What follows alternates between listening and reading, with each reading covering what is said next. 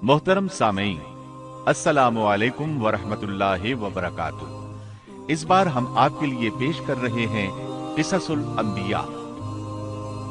चुनाचे अब हम आपको इदरीस अलैहिस्सलाम के बारे में बताते हैं। एक हदीस में है कि आदम और शीस अलैहिस्सलाम के बाद इदरीस अलैहिस्सलाम पहले नबी हैं। एक दूसरी हदीस में है कि इदरीस अलैहिस्सलाम पहले नबी हैं जिन्होंने कलम के जरिए लिखा और लोगों को किताबत सिखाई। हाफिज इब्ने कसीर ने उनका हुलिया कुछ यूं बयान किया है: पूरा कदो कामत, खूबसूरत, खूब रूह, घनी दाढ़ी, उम्दा औसाफ के मालिक, चौड़े कंधे, मजबूत हड्डियां, दुबले पतले, सुरमगी चमकदार आंखें, गुफ्तगू बावकार, खामोशी पसंद, संजीदा और मतीन, चलते हुए नजर नीची, इंतहाई फिक्र खौज के आदी, गुस्से के वक्त सख्त गजबनाक, बातें करने में शहादत की उंगली से बार बार इशारा करने के आदी। इदरीस अलैहिस्सलाम शीस अलैहिस्सलाम की शरीयत पर अमल पैरा रहे। चूंकि इदरीस अलैहिस्सलाम रसूल भी थे, इसलिए अल्लाह की तरफ से मुस्तकिल उन पर शरीयत नाजिल हुई, जिसकी तशरीह व तफसीर करके लोगों को अहकाम इलाही से आगाह फरमाते। इदरीस अलैहिस्सलाम ने जब देखा कि मुफसिदीन ईमान वालों पर जुल्म व ज्यादती कर रहे हैं, उनका फसाद बढ़ता जा रहा है और समझाने के बावजूद ये लोग बाज नहीं आ रहे, तो उन्होंने अपने पैरोकारों को जिहाद का हुक्म दिया। इदरीस अलैहिस्सलाम पहले शख्स हैं जिन्होंने अल्लाह के रास्ते में जिहाद किया, गनीमतें हासिल की और दुश्मनों को कैदी बनाया। लेकिन गनीमतें और कैदी उनके लिए हलाल नहीं थे। रसूलुल्लाह सल्लल्लाहु अलैहि वसल्लम पहले रसूल हैं जिनके लिए गनीमतें हलाल की गईं। लेकिन ये बात यकीनी है कि जिहाद सबसे पहले इदरीस अलैहिस्सलाम ने किया। उन्होंने जिहाद के लिए सबसे पहले एक लश्कर तैयार किया, फिर उस लश्कर को दो हिस्सों में तकसीम किया। एक हिस्सा प्यादों पर मुश्तमिल था, दूसरा सवारों पर। चुनाचे भरपूर तैयारी के बाद इदरीस अलैहिस्सलाम ने काबिल की कौम पर चढ़ाई कर दी। हक व बातिल के दरमियान जबरदस्त मारके हुए। आखिरकार इदरीस अलैहिस्सलाम ने उन्हें घुटने टेकने पर मजबूर कर दिया। उनका बहुत सा माल व असबाब लूट लिया और लोगों को कैदी बना लिया। अल्लाह ताला ने इन तमाम बातों का जिक्र नहीं फरमाया, बल्कि अल्लाह ने उनकी सीरत के बारे में अपनी किताब कुरान मजीद में इशारतन जिक्र फरमाया है। मसलन सूरह मरियम आयात 56 और 57 में इरशाद होता है, और इस किताब में इदरीस का भी जिक्र कर, वो भी नेक किरदार नबी थे, हमने उन्हें बुलंद मकाम पर उठाया। उनके बुलंद मर्तबे के बारे में बुखारी और मुस्लिम में हदीस मौजूद है कि नबी करीम सल्लल्लाहु अलैहि वसल्लम ने फरमाया, मैंने मेराज की रात चौथे आसमान पर इदरीस अलैहिस्सलाम से मुलाकात की। वो चौथे आसमान पर बुलंद मकाम पर फाइज थे। इब्ने जरीर ने एक रिवायत बयान की है। वो रिवायत इस बात की वजाहत करती है कि अल्लाह ताला के इरशाद वरफ़अनाहु मकानन अलिय्या से क्या मुराद है, इसका क्या मफहूम है। इब्ने जरीर के अलावा दीगर बड़े बड़े मुफस्सिरीन और मुअर्रिखीन ने भी इस रिवायत को जिक्र किया है, लेकिन इसकी कोई सही सनद नहीं मिल सकी। वो रिवायत ये है। इब्ने अबी हातिम वगैरह ने इस रिवायत को हिलाल बिन यसार से बयान किया है।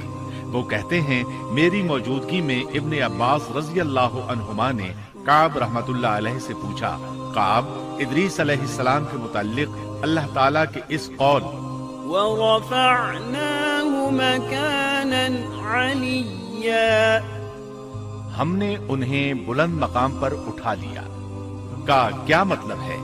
तो काब रहमतुल्लाह अलैहि ने जवाब दिया, अल्लाह ताला ने इदरीस अलैहिस्सलाम पर एक मर्तबा ये वही नाजिल फरमाई, ऐ इदरीस, तमाम अहले दुनिया जिस कदर रोजाना नेक अमल करेंगे, उन सब के बराबर में तुझे हर दिन अज्र दूंगा। इदरीस अलैहिस्सलाम ने ये सुना तो उन्हें ख्वाहिश महसूस हुई कि मेरे आमाल में रोज अफसूं इजाफा हो, इसलिए उम्र का हिस्सा तवील हो जाए तो अच्छा है। उन्होंने वही इलाही और अपने इस ख्याल को एक रफीक फरिश्ते पर जाहिर करके कहा, इस मामले में मौत के फरिश्ते से गुफ्तगू करो ताकि मैं नेक आमाल का ज्यादा से ज्यादा वक्त हासिल कर सकूं। اس فرشتے نے جب یہ سنا تو ادریس علیہ السلام کو اپنے بازوؤں پر بٹھا کر لے اڑا۔ جب یہ چوتھے آسمان سے گزر رہے تھے تو موت کا فرشتہ زمین پر آنے کے لیے اتر رہا تھا۔ وہیں دونوں کی ملاقات ہو گئی۔ دوست فرشتے نے موت کے فرشتے سے ادریس علیہ السلام کے بارے میں گفتگو کی۔ موت کے فرشتے نے دریافت کیا ادریس علیہ السلام کہاں ہیں؟ اس نے کہا میری پشت پر۔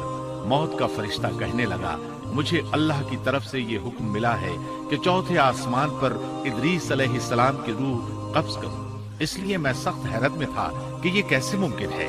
ادریس علیہ السلام تو زمین پر ہیں۔ چنانچہ موت کا فرشتہ ادریس علیہ السلام کے پاس آیا، ان سے اجازت طلب کی اور ان کی روح قبض کر لی۔ انبیاء کو یہ امتیاز حاصل ہے کہ فرشتہ ان کی اجازت کے بغیر ان کی روح قبض نہیں کر سکتا، اور رسول اللہ صلی اللہ علیہ وسلم کو تو یہ اختیار دیا گیا کہ آپ دنیا میں مزید رہنا پسند کریں تو رہ سکتے ہیں، یا پھر رفیق اعلیٰ کی رفاقت کو پسند کر لیں۔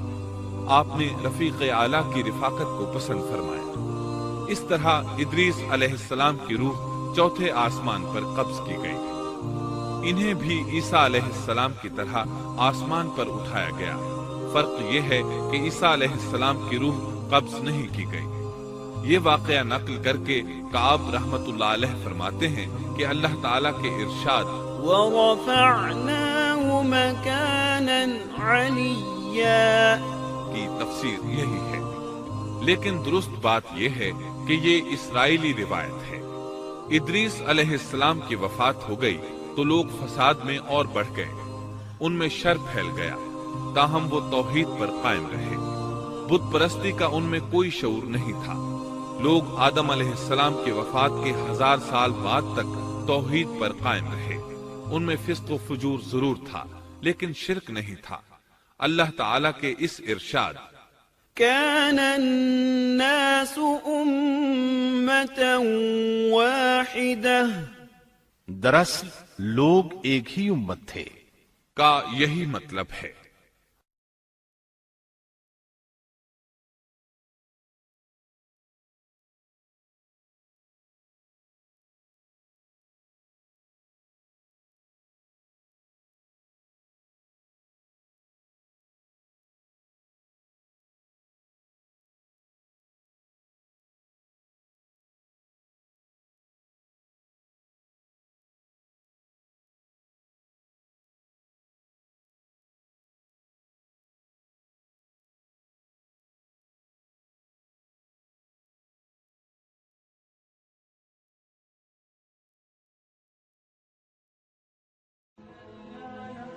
Thanks for watching.